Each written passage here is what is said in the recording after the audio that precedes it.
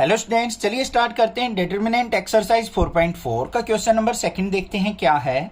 Right minors and cofactor of the element of the following determinant. हमारे पास यहाँ पे 3/3 के डिटरमिनेंट दे रखे हैं, इनके हमने माइनर और कोफैक्टर फाइंड आउट करने हैं। तो चलिए देखते हैं कैसे करेंगे।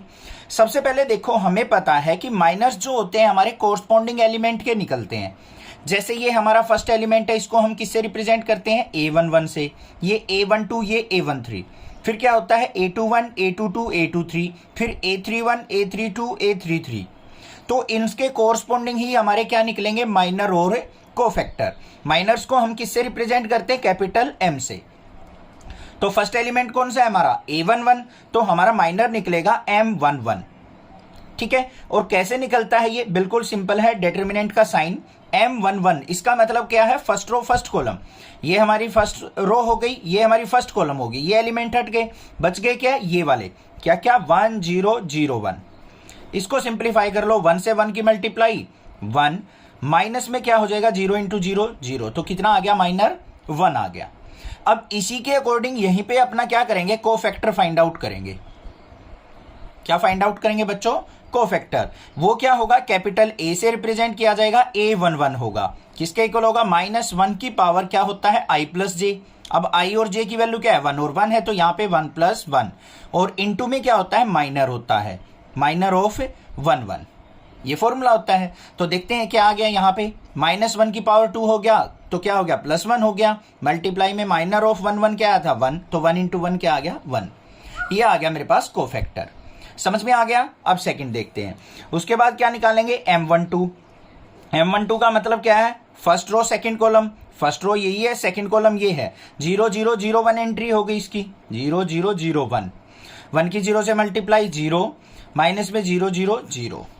ये आ गया मेरा माइनर। अब कोफैक्टर भी क्या आएगा मेरा?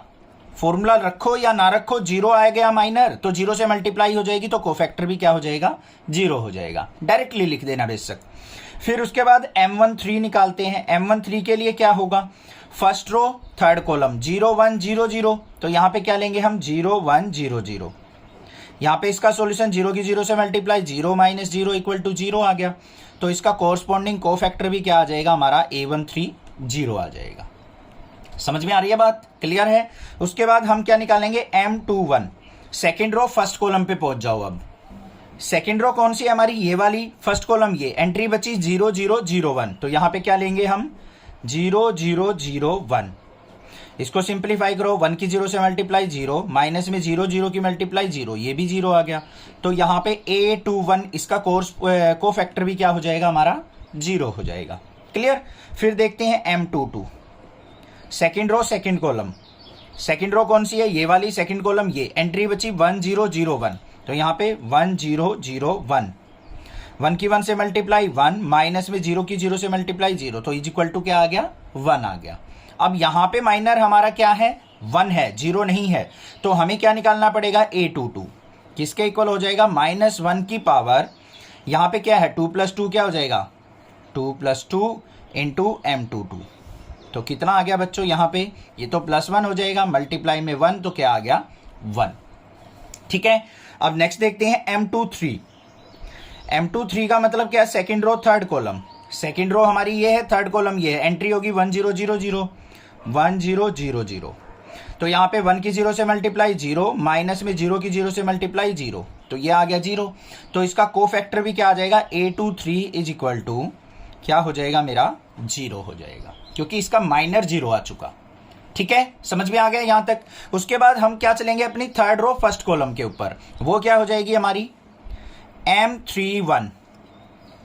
M31 का मतलब थर्ड हमारी रो फर्स्ट कॉलम। एंट्री बची 0 0 1 0। तो यहां पे क्या लेंगे?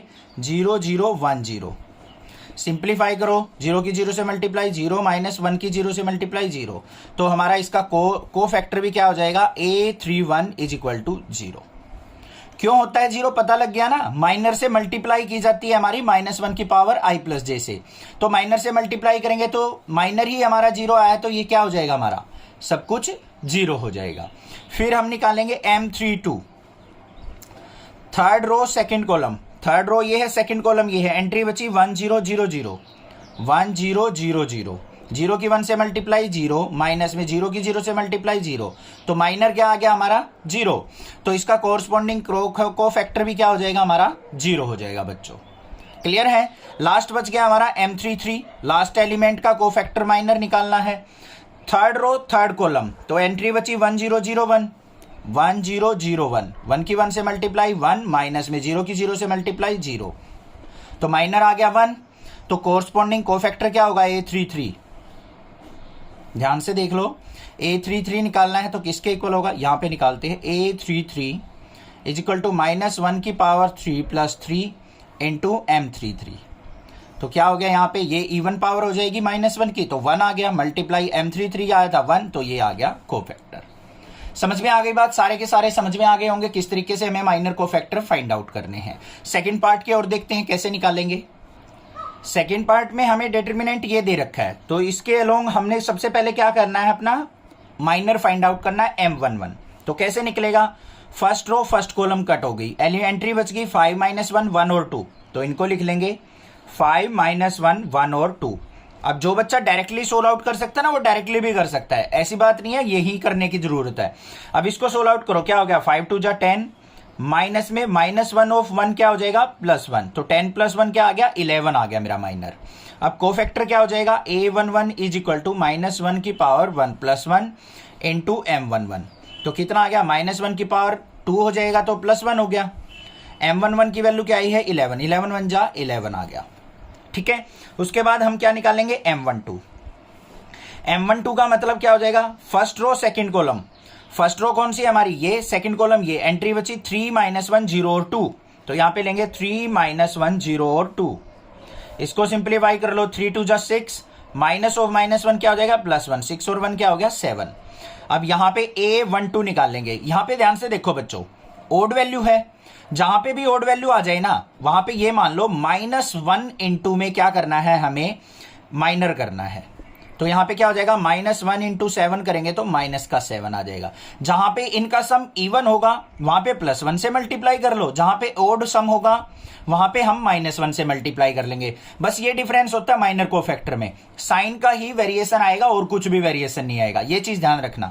फिर हम क्या कर रहे हैं, M13 first row third column, first row हमारी ये है, थर्ड कॉलम ये है, एंट्री बची 3501, तो यहां पे लिखेंगे हम 3501, एंट्री 3 1 जा क्या हो गया हमारा 3, माइनस में 5 की 0 से मल्टीप्लाई 0, तो यहां पे क्या आ गया 3 आ गया मेरे पास। अब हमें क्या निकालना है, यहां पे A13 निकालना है। A13 का मतलब क्या है, यहां पे इन दोनों का सम करो, 3 + 1 क्या हो गया 4 हो गया बच्चों, इवन पावर होगी तो हमने बताया था +1 से मल्टीप्लाई करनी है। वैसे तो मेथड ये होता है करने का, इस तरीके से करते हैं, बट मैं डायरेक्टली बता रहा हूं, यहां पे 1 इंटू M13 हो जाएगा, तो क्या आ गया यहां पे 1 × 3 इज इक्वल टू 3 के इक्वल, ठीक है। फिर हम किस पे चलेंगे, M21 second row first column के ऊपर, सेकेंड रो ये वाली, फर्स्ट कॉलम ये वाली, 0 4 1 2 एंट्री बची 0 4 1 2, 2 की 0 से मल्टीप्लाई 0, माइनस में 4 की 1 से मल्टीप्लाई -4, तो यहां पे क्या आ गया -4 आ गया मेरा माइनर। अब कोफैक्टर निकालेंगे A21, यहां पे 2 + 1 कितना हो गया बच्चों 3, तो यहां पे -1 की पावर क्या हो जाएगा 2 + 1 इंटू M21, तो क्या हो गया -1 इंटू -4, तो ये बन गया हमारा प्लस का 4। आ गया ना समझ में, अब तो इजिली कर दोगे। फिर हम क्या करेंगे, M22 निकाल लेंगे, second row second column, second row कौन सी है, ये वाली, सेकेंड कॉलम ये है, एंट्री बची 1402, तो ये लेंगे हम 1402, 2 की 1 से मल्टीप्लाई 2, माइनस में 4 की 0 से मल्टीप्लाई 0, तो 2 - 0 क्या हो गया 2, यहां पे A22 करेंगे। अब 2 + 2 क्या हो गया 4, तो 1 से मल्टीप्लाई कर दो माइनर की, 1 2 जा क्या आ गया 2। अब समझ में आ चुका होगा किस तरीके से करना है। अब हम क्या करेंगे, यहां पे M23 निकालेंगे, second row third column, second row third column, second row ये रही, थर्ड कॉलम ये रही, 1001 एंट्री आ गई, 1001, 1 की 1 से मल्टीप्लाई 1 - 0 इज इक्वल टू क्या आ गया 1, तो A23 किसके इक्वल हो जाएगा, 2 + 3 क्या हो गया 5, -1 की पावर 2 + 3 करेंगे, इनटू में माइनर की वैल्यू क्या है M23, तो यहां पे क्या हो गया -1 × 1 इज इक्वल टू -1, ठीक है। अब नेक्स्ट क्या करना है, हमें M31 लेना है, मतलब third row first column, entry जो आ जाएंगी हमारी वो क्या आ जाएंगी 0 4 5 - 1, -1 की 0 से मल्टीप्लाई 0, 5 की 4 से -9, तो -9 आ गया मेरा माइनर। कोफैक्टर देख लेते हैं A31, 3 + 1 4 हो गया, तो यहाँ पे +1 इंटू -9 हो जाएगा, तो -9 आ गया। ये पता लग गया होगा ना +1 -1 कैसे लेते हैं हम, इनका सम कर लो। 3 + 1 इवन सम आ रहा है तो +1 लेंगे, अगर यहाँ पे ओड सम आ रहा है तो -1 की पावर ओड -1 रह जाएगा हमारा। अब इसके बाद क्या करते हैं हम, 3 2 निकालते हैं। M32 क्या हो जाएगा हमारा एंट्री, 1 4 3 -1 इज इक्वल टू क्या आ गया यहाँ पे -1, माइनस में 3 4 जा 12, तो यहाँ पे क्या आ गया माइनस का 13। तो A32 क्या हो गया, -1 मल्टीप्लाई -13 इज इक्वल टू क्या आ गया प्लस का 13। लास्ट एंट्री बच गई हमारी M33, third row third column. Table के उसमें देखेंगे डिटर्मिनेंट में क्या वैल्यू आएंगी, 1035। 5 की 1 से मल्टीप्लाई 5 माइनस 0 करेंगे तो क्या आ गया 5, और A33 इज इक्वल टू क्या हो जाएगा 3 + 3 6, तो यहाँ पे 1 से मल्टीप्लाई हो जाएगी, 1 × 5 इज इक्वल टू क्या आ गया 5। ये हो गए हमारे आंसर माइनर और कोफैक्टर के। समझ में आ गया होगा क्वेश्चन किस तरीके से निकालना है, इजी है। कोई भी दिक्कत लगे मुझसे पूछ सकते हैं, अदरवाइज चैनल को सब्सक्राइब कीजिए, लाइक कीजिए और शेयर कीजिए। Thank you students for watching your channel. Next classes.